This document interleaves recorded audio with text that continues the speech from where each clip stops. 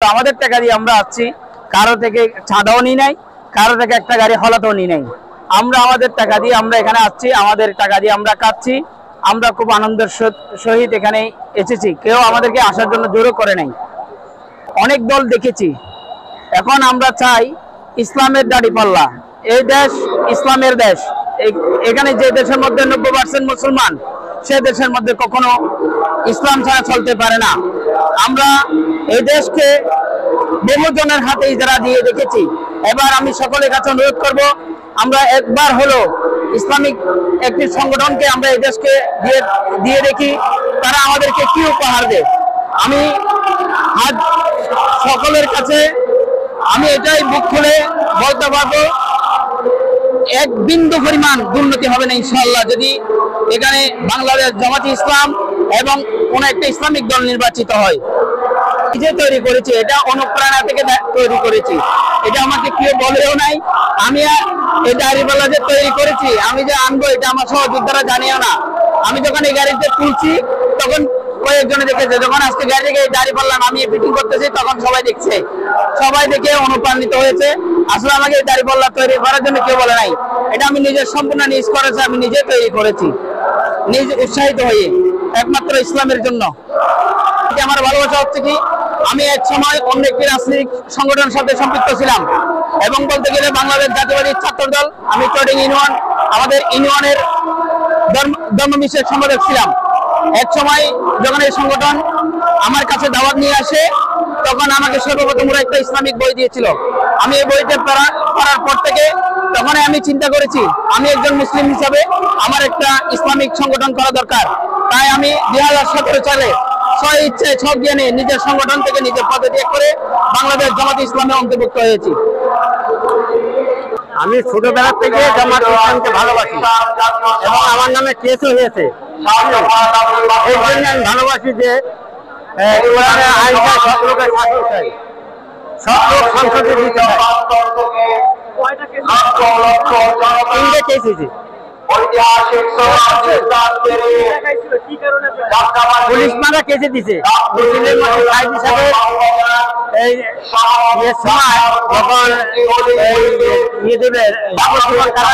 তখন মিছিল বের করেছিলাম, মিছিলের মধ্যে পুলিশ বাধা দিয়েছে।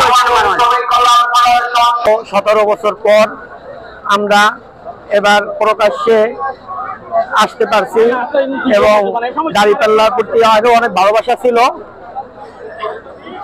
দাঁড়িপাল্লার প্রতি অনেক ভালোবাসা ছিল, কিন্তু এই স্বৈরাচার সরকার আমাদেরকে সামনে আসতে দেয় নাই। এই দিনকে 17 বছর পর 5ই আগস্ট সরকার পালিয়ে যাওয়ার পরে আমরা এই দাঁড়িপাল্লাকে প্রকাশ্যে আসতে পারছি। এই জন্য আল্লাহকে শুকরিয়া আদায় করি, আলহামদুলিল্লাহ। এবং আমি আশাবাদী এই দাঁড়িপাল্লা পত্রিকার দিন সংসদে উঠবে, দিন কায়েম করবে, এই বাংলাদেশের দিন কায়েম করবে ইনশাআল্লাহ। আশাবাদী, মানুষের অনেক সাড়া পাই আমরা এবং মানুষ দাঁড়িপাল্লা পছন্দ করে এবং মানুষ এখন বর্তমানে চায় ইসলামী কায়েম এই বাংলাদেশে হোক। মানুষ এখন চায় ইসলামী দলগুলো দেশ চালায়। এই সম্মেলন নিয়ে আরো অনেক আগে থেকে চলতেছি। তারপর বিগত 3 দিন ধরে এই প্ল্যান করে আমি এটা মানে 2 জন মিলে, আমি আমার ভাই মিলে একটা প্ল্যান করে বানাইছি।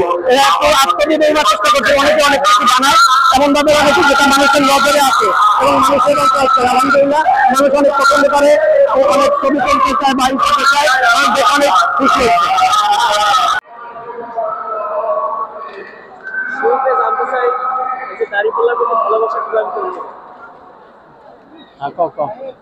দাঁড়িপাল্লা মনে করেন ইসলামিক একটা প্রতীক, যার কারণে মনে করেন আমার সবচেয়ে বেশি ভালো লাগে।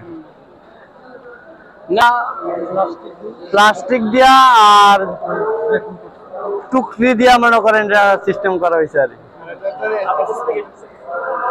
আমি সাভার থেকে, জি সাভার পৌরসভার থেকে এটা নিয়ে আসছি। আগামী জামাত ইসলামীকে মনে করেন আমি মানে চাই নির্বাচনে যাতে জয় করে, বুঝছেন।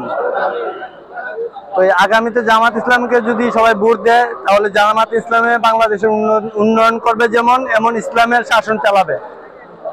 আমি তো মনে করেন বয়স আমার বেশি না, তবে আমি 6 বছর আগে থেকে মানে জামাতে যোগ দিচ্ছি আর ক্ষমতা ছিল, অনেক নির্যাতন হয়েছে, অনেক কিছু, তখন কিন্তু কেউ বলে নাই মুখ পিঠা, বুঝেন না? জি, আমি তো তেমন নেতা না, বুঝেন না, ছোটখাটো একটা কর্মী, তো এই অনুযায়ী আমি তেমন একটা হামলা মামলার শিকার হই নাই, যার কারণে আল্লাহ এখন আমার সুস্থ রাখছে। রাজশাহী জেলা চারঘাট উপজেলা নিমপাড়া ইউনিয়ন। না, দাঁড়িপাল্লার গল্প, জামাতে আমিরের যে কথা আমারও সেই কথা, 7 দফার দাবি যাই কই, জামাতে আমির যে কথা বলছে সেই কথা আমাদেরও কথা।